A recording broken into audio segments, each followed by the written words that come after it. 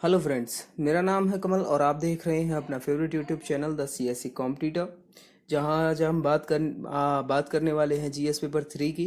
बात करेंगे इसके सोर्सेज की, क्या क्या इसके सोर्सेज रहने चाहिए, किसका वेटेज कितना ज़्यादा है, इस पर भी बात करेंगे। और कौन कौन से सोर्सेज हिंदी माध्यम में अच्छे हैं, कौन कौन से इंग्लिश माध्यम में, किन सोर्सेज पर ज़्यादा जोर देना चाहिए और कौन से विषय ऐसे हैं जिन पर केवल तब ध्यान देना चाहिए जब तैयारी पूरी हो जाए। तो वीडियो के लास्ट तक बनी रहिएगा। और जिस किसी का भी मिशन 2025 है, जो 2025 में अटेम्प्ट देने वाला है या अपीयर होने वाला है, उसके लिए ये वीडियो बहुत ज़्यादा इम्पोर्टेंट है, तो उसको शेयर ज़रूर कीजिएगा और आप कमेंट में बताइएगा मुझे वीडियो कैसी लगी। तो चलिए शुरू करते हैं। और सबसे पहले सामने आपके सिलेबस होगा, जिसमें आप देख सकते हैं कि भारतीय अर्थव्यवस्था, पर्यावरण, आंतरिक सुरक्षा, विज्ञान एवं प्रौद्योगिकी और आपदा प्रबंधन आपके सामने है। केवल 5 विषय इस जीएस पेपर 3 में है। ठीक है, सबसे पहले बात करते हैं भारतीय अर्थव्यवस्था की। सबसे ज़्यादा भारांश इसका इस पेपर में रहता है, यानी वेटेज सबसे ज़्यादा इसी का है।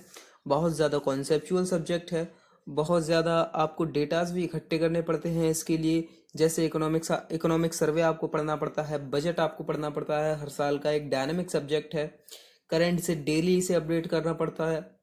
तो कई सारी चुनौतियां हैं इस विषय में, लेकिन एक चीज़ जो कि इस विषय की सबसे अच्छी है, ये बहुत ज़्यादा कंसेप्चुअल सब्जेक्ट है। इसमें कॉन्सेप्ट बहुत ज़्यादा हैं। इस चीज़ पर ये इस विषय की ये चीज़ मुझे बहुत अच्छी लगती है। बात करते हैं इसके सोर्सेज की, तो वर्तमान समय में ए के अरुण सर के जो नोट्स हैं हिंदी माध्यम में काफ़ी चर्चित हो रहे हैं धीरे धीरे करके, और सर भी काफ़ी चर्चित होते जा रहे हैं धीरे धीरे करके।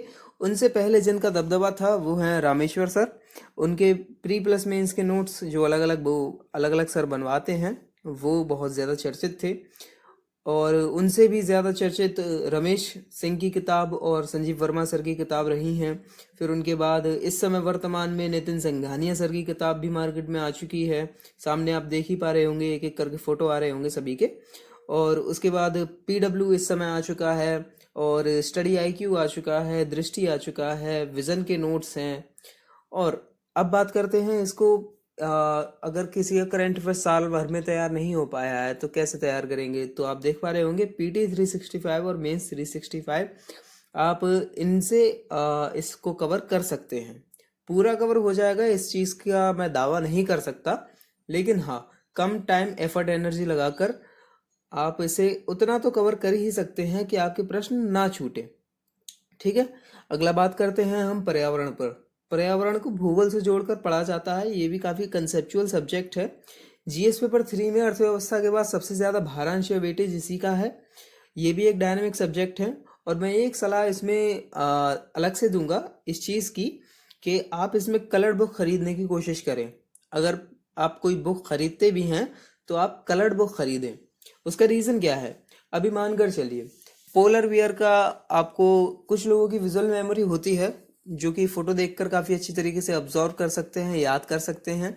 लेकिन अगर किसी को पोलर वियर दिखाना है, उसे पोलर वियर देखा लेकिन ब्लैक एंड वाइट में देखा, तो पोलर वियर उसे लगभग ब्लैक ही दिखाई देगा, जबकि होता वो वाइट है। तो इस वजह से आप मेरी सलाह माने तो एक कलर्ड बुक खरीदें, जिनमें आपको स्टडी आएगी पीडब्ल्यू या दृष्टि की क्विक बुक। आपको इन तीनों में से किसी एक को भी ले सकते हैं। पीटी 365 और मीन्स 365 से आप इसको कवर कर सकते हैं। इकोनॉमिक्स और पर्यावरण, ये दोनों ऐसे विषय हैं जिनको आप अगर डेली बेसिस पर अगर करंट अफेयर से पढ़ते हैं तो काफ़ी बेनिफिशियल होगा। अगला बात करते हैं आंतरिक सुरक्षा की। आंतरिक सुरक्षा में सबसे ज़्यादा जोर देने वाली जो चीज़ है वो है हालिया के मुद्दे, हालिया जो विवाद में रहे मुद्दे। अगर कोई बात आंतरिक सुरक्षा से संबंधित है, न्यूज़ में ट्रेंड में है, तो आप उस पर ज़्यादा जोर दें। उसके बेसिक फंडामेंटल्स को समझने के लिए अशोक सर की किताब काफ़ी चर्चित है। उसके अलावा आप इस समय वर्तमान समय में जो स्टडी आईक्यू की किताब है उसे आप ले सकते हैं, या पीडब्ल्यू की किताब है आप उसे ले सकते हैं।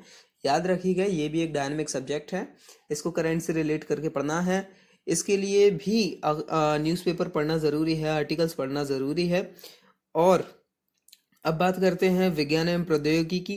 ये एक डायनेमिक सब्जेक्ट है, और डायनेमिक से मेरा मतलब ये है कि ये करंट अफेयर्स से रिलेटेड है। ये दिन ब दिन के करंट अफेयर्स से रिलेटेड है, और जो चीज़ें दिन ब दिन के यूज़ में आती हैं ये उन पर बेस रहता है। ठीक है, तो सामान्य विज्ञान पर पकड़ अच्छी होगी तभी आप विज्ञान एवं प्रौद्योगिकी को समझोगे। उसके लिए करंट अफेयर्स की अहम भूमिका है इस विषय के लिए, और विज़न के नोट्स को आप रेफ़र कर सकते हो। और वर्तमान समय में जो रितेश जायसवाल सर हैं उनके नोट्स काफ़ी चर्चा में आ रहे हैं, आप उन्हें ले सकते हो। पीडब्ल्यू के नोट्स ले सकते हो। ठीक है, और इसको पढ़ने के लिए सीधी सी बात है कि आपकी बेसिक साइंस अच्छी होनी चाहिए, तभी आप इस पर गो थ्रू कर सकते हो। बिकॉज बेसिक साइंस समझे बिना आप साइंस एंड टेक्नोलॉजी नहीं समझ सकते। उदाहरण के लिए मैं आपको बताऊं कि अगर आप न्यूटन का नियम नहीं जानते तो आप रॉकेट को उड़ता हुआ देखोगे ना, तो आपको केवल और केवल ये लगेगा ये हमें पका रहा है। ठीक है, तो बेसिक साइंस आपको पढ़नी चाहिए पहले, उसके बाद आप इस पर आएँ और तभी आपके ये समझ में आएगी। अब बात करते हैं आखिरी पॉइंट हमारा जो है आपदा प्रबंधन।